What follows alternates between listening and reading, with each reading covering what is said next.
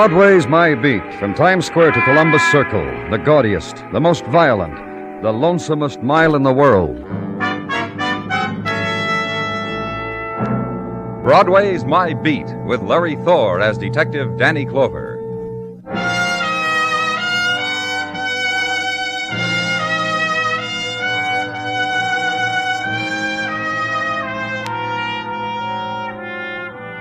When it's evening and the summer moon starts its circuit over Broadway, the mob scurries to its favorite cooling places. The bars fling wide their gates to let enter the kindly folk with thirst, and the orange juice stand is oasis in the middle of concrete desert. Also to be noted, vision of Wiener, bagel, and the waitress with a delicate air. And below all of it, subway islands where winds are blown down the tracks on a voice of steel that screams. And behind it, alley and handout of warm beer through the tear in the screen. New evening on Broadway. Have it.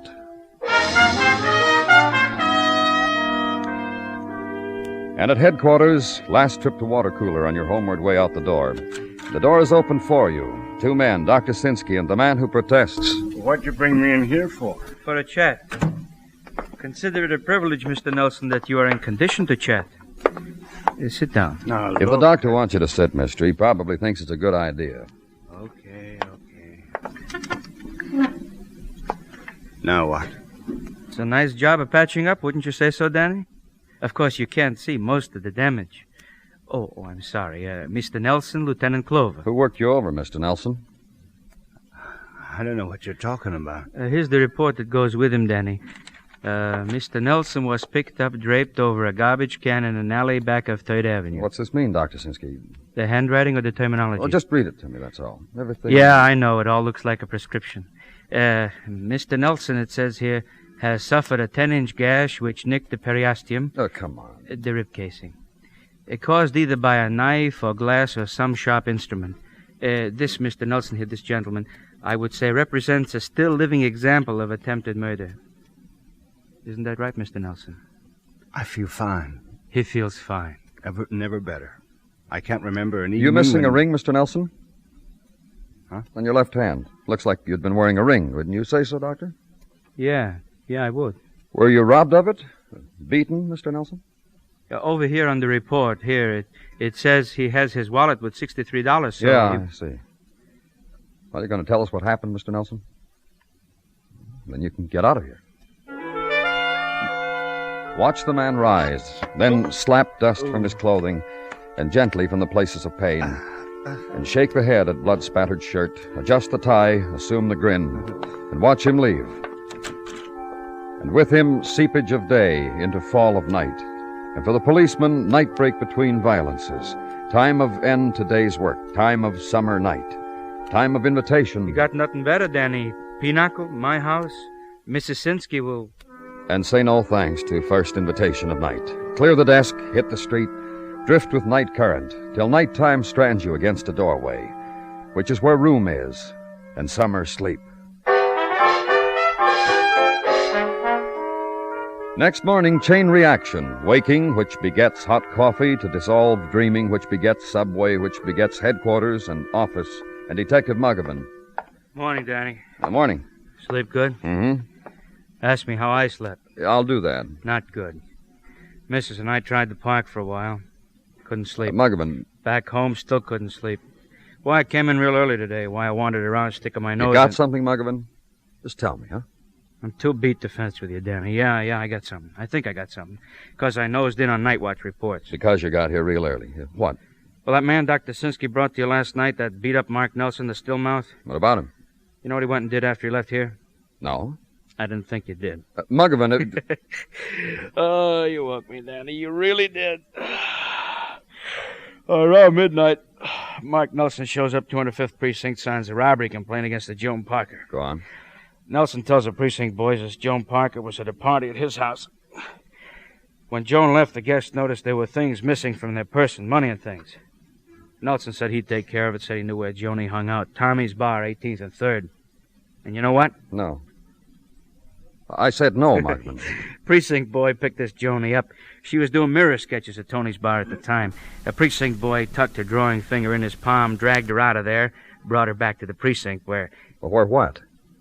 Where Mark Nelson cried a little, apologized to Joan, who cried a little. Then the complaint was dropped, and the precinct boys pushed them both out the door onto the street. Well, I got Nelson's address from Dr. Sinsky's report. You got... Yeah, I've been very keen this morning, Danny, yeah. Joan Parker, 1834 West 19. We'll have a nice ride, huh, Danny? Ride now the late morning street, dappled with sun and people. Street slowed down according to the heat and according to who's walking in front of you. Broadway, and leave it. Ride to the west, and the row houses turning ragged. Brownstone becoming tenement. Process hastened by heat chemistry, chalk, boys, disintegration of plaster and attitudes, girls, rust, and jaunty landlords. Address in middle of the block. Cast of characters in the vestibule. Joan Parker, apartment 1C.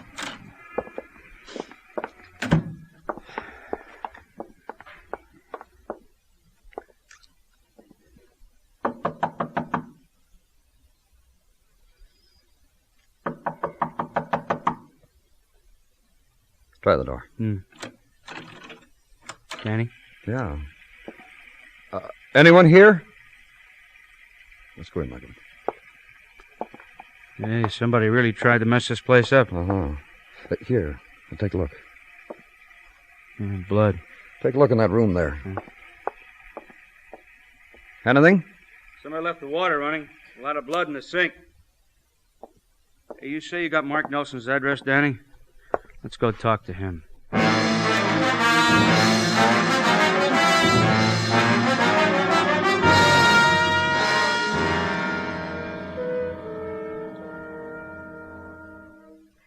My husband isn't home, and I'm sure I don't understand Well, it's what... very simple, Mrs. Nelson. That you're of the police is a simple fact, easily understood.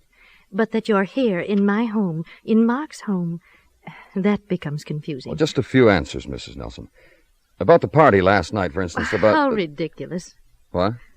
I said, and very plainly, how ridiculous. What is? There was no party here last night, and no girl who robbed anyone. Mark and I have not had a party for months. Not, that is, where other people have been invited. You see... Go on, Mrs. Nelson. Well, I was afraid it would sound mawkish, but why should I be afraid, I asked myself. Mark and I are two people desperately in love. From the days of courting up until this very moment.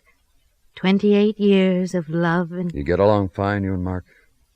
You won't laugh. No. It was written in heaven about Mark and me. And he's not home. Hasn't been all night. No. Where is he? Well, I don't know. He was not at home last night, nor this morning. And I'm weak with grief, I can tell you. This is not like Mark. Never like Mark. Mrs. Nelson. But my Mark will explain. My husband... Mrs. Nelson. Yes? Last night, your husband was beaten, knifed. Mark? That happened to Mark? Why? Why? He wouldn't tell us who had done it or why. Then you know where he is, and he's hurt, and you must tell me. We don't know where he is. We know this. Around midnight last night, he swore out a complaint against a girl he said had robbed his guests at a party. But so ridiculous. I've already told you... Then the girl was brought in, and your husband apologized to her and dropped the complaint. Who was the girl? Earlier, your husband told me he had not been robbed, but his hand looked as if there'd been a ring on it. Oh, of course. His wedding ring. Like mine, see? Mark and I had a double ring ceremony, and I've never removed mine. And what? Oh, so confusing. Mark's came in the mail this morning, addressed to Mark. But we always open each other's mail. No secrets ever. May I see it, please? Of course.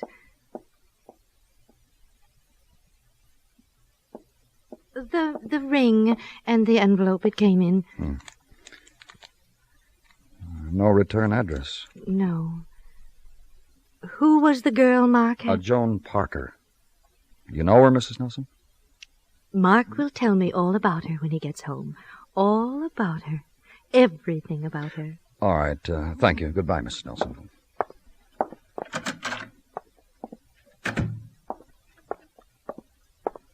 Danny?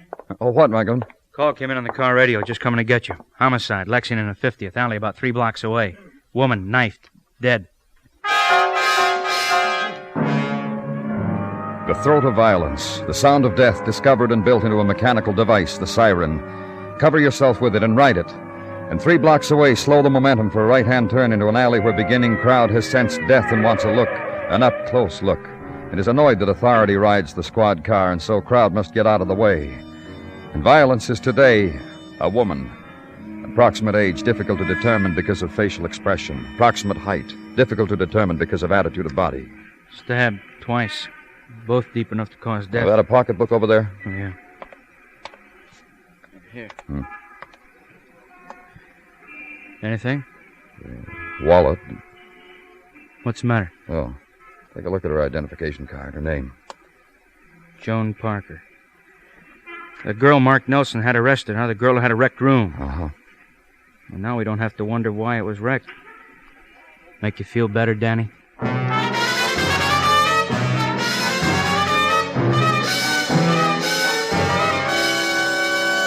You are listening to Broadway's My Beat, written by Morton Fine and David Friedkin, and starring Larry Thor as Detective Danny Clover.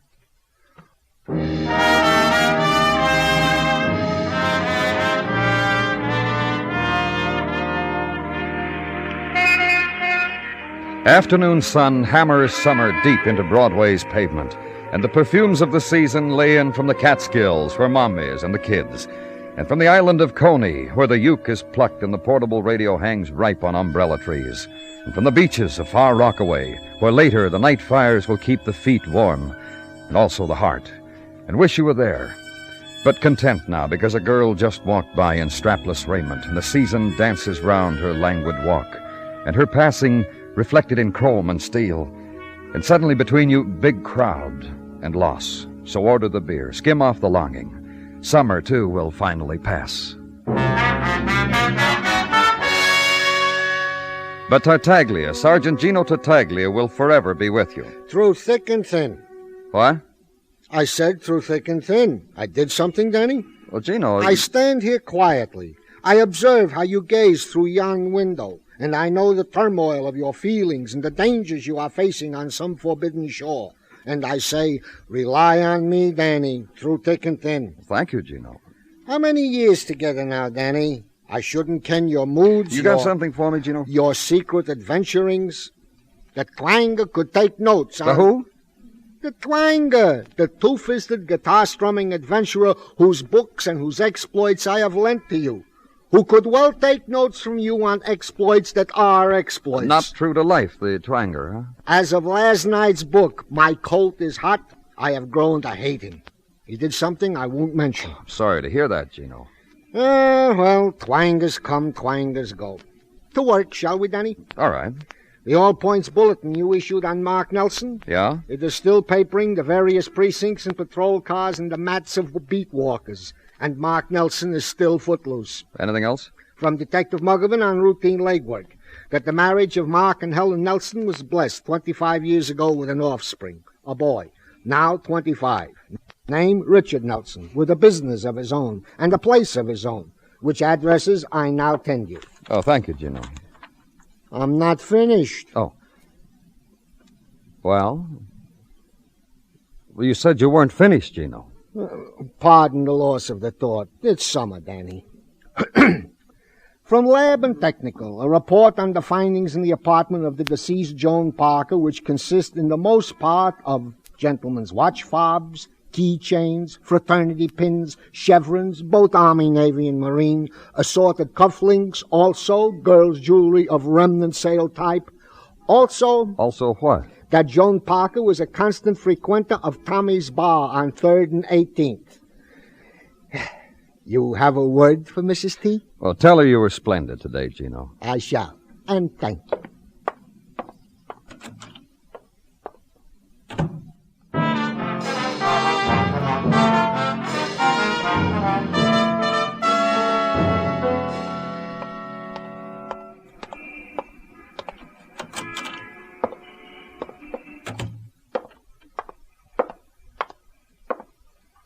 What's yours, mister? Oh, hold that badge closer, huh? P-O-L... I-C-E. What's yours, mister? I'm looking for the owner. Me.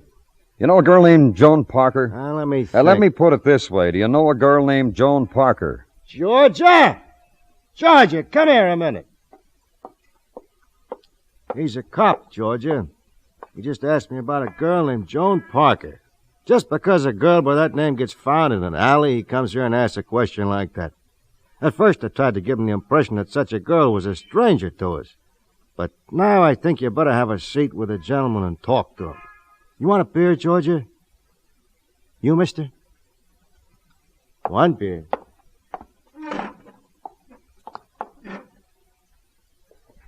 Joan Parker was a dear friend of mine. We used to date together often. I suppose that's because we had the same likes and dislikes.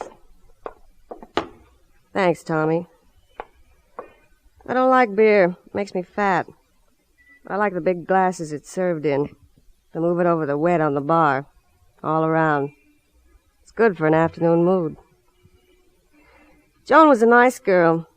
It was easy to be fond of her. She was easy to get along with. She had a habit of collecting things, mister. She collected things. There was a guy here. Mister. He resented the fact that Joni's collecting things. And we don't want any trouble here at all. I don't know the man's name. Do you know the man's name, Georgia? No, I don't. That's about it, mister. That what you wanted to know? Walk out of the place where summer ritual is a woman making beer scrawlings across moist of bar. Woman waiting, woman of prepared speech for any occasion. And the ride downtown now to gray building darkening under veil of twilight. Elevator ascent to 12th floor, where office of Richard Nelson is. Richard Nelson, broker on glass pebble of door. And find it locked. And be called back by the elevator man and be scolded if you had bothered to ask could have saved you and him and the whole world a lot of trouble. Richard Nelson had gone home, closed up, gone home. So uptown again and to the apartment of Richard Nelson, broker, son of Mark and Helen Nelson, son of beaten man, of wanted man.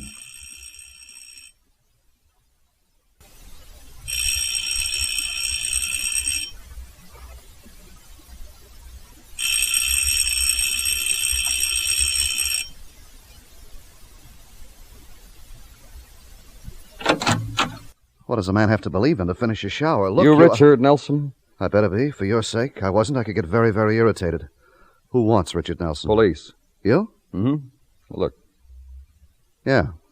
You got a badge to keep you warm. Me, you mind I go wrapping a towel, something around the frame? No. Thanks, Evans.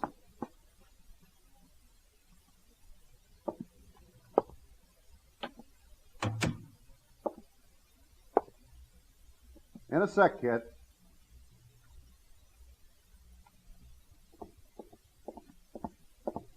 Oh, what with the blush and all, I don't remember. I asked you in. I thought the etiquette went you stay. Forget it, I'm in. Yeah, you're in.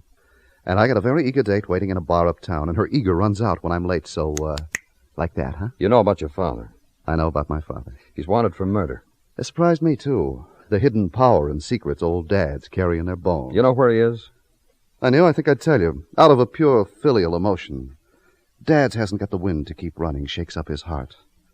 Once he ran after me, it took 12 tears and 3 cold applications to bring him to. Your father and mother... What about moms and dads? They love each other very much. They...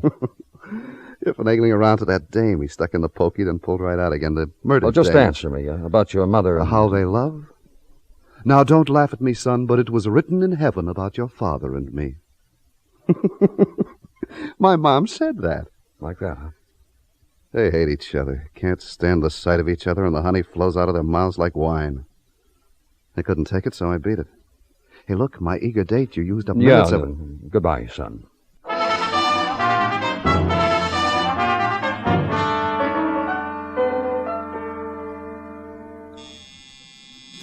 Yes, what is it? Mrs. Nelson out here to see you, Danny. Oh, show her right in, Gino.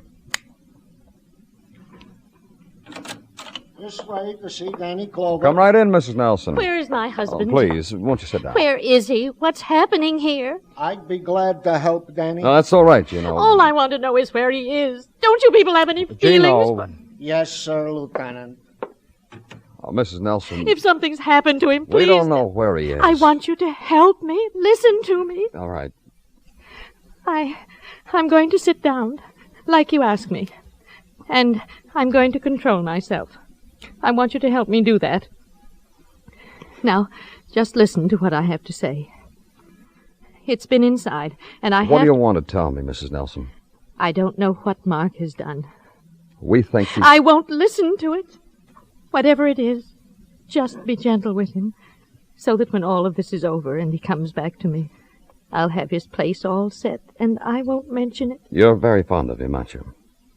When people ask me that, I always tell them that our marriage is made in heaven. You're very fortunate. And here we are together, Mark and I, at a crossroad. Somehow, Mark has been wicked. I know something. What? Tell me what you think he's done. You've changed your mind? So I'll know how to suffer with him. You mean you can do that by degrees, Mrs. Nelson? You don't have to be... I'll stick by him. I want you to know that. Whatever he's done... What is it, Gino? Out here, Lieutenant. It's important. Oh, pardon me, Mrs. Nelson. The most terrible thing you could think of, and I'd stick by him.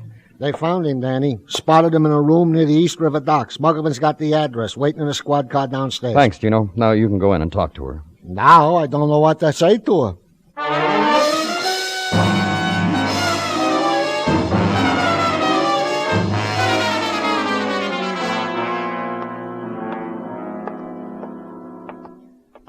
Set, Muggavan? All set up, Danny. Stakeout's complete. Everybody's cleared out of the house except him. Okay, you wait here. Careful, Danny. He fired at Dennison through the door. Just take it easy, that's all.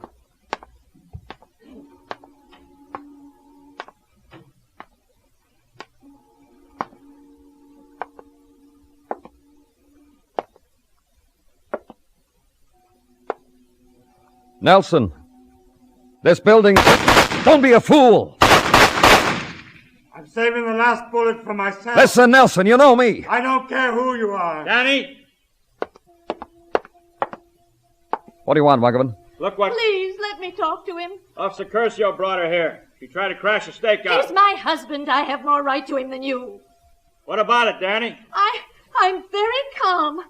I know now Mark has done something enormously wrong. I want to talk to him. Let her come up.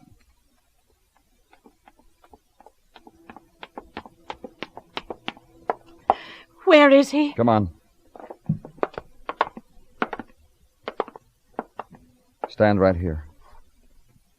Nelson! What do you want? Mark? Mark?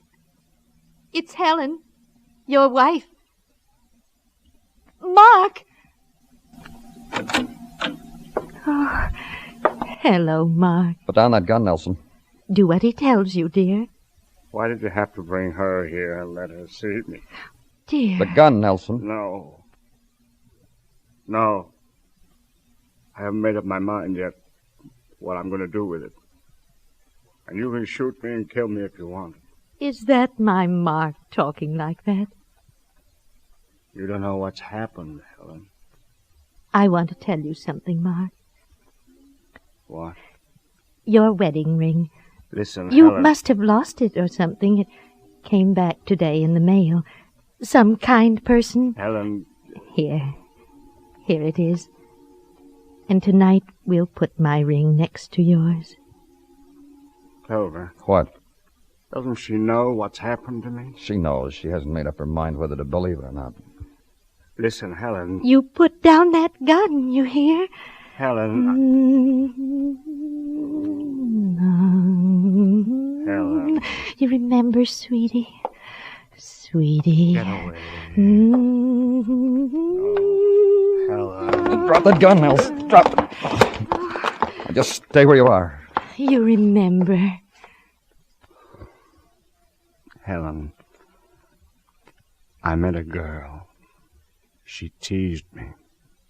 She wanted to wear my wedding ring. It's all right.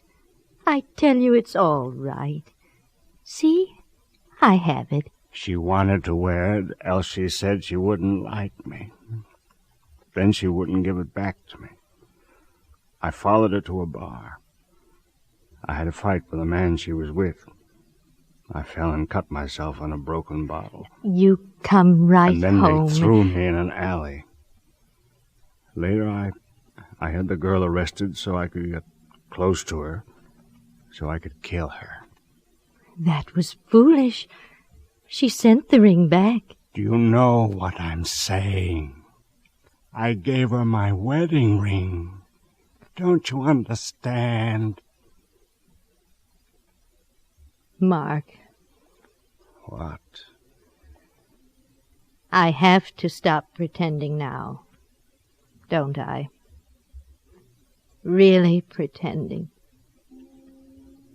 After 28 years of pretending. Helen. Helen.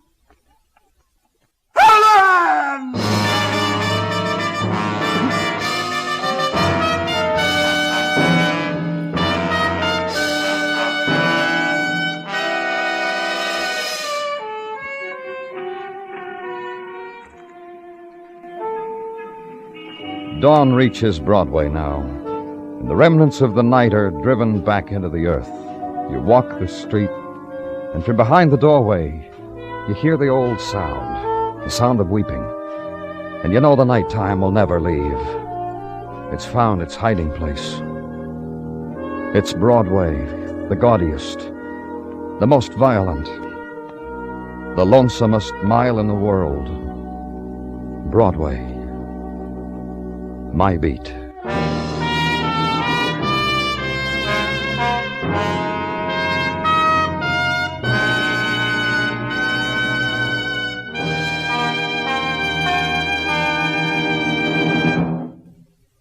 Broadway's My Beat stars Larry Thor as Detective Danny Clover, with Charles Calvert as Tartaglia and Jack Crucian as Muggavan. The program is produced and directed by Elliott Lewis, with musical score composed and conducted by Alexander Courage. In tonight's story, Paula Winslow was heard as Helen and Jay Novello as Mark Nelson. Featured in the cast were Charlotte Lawrence, Clayton Post, and Hy Averback. George Walsh speaking.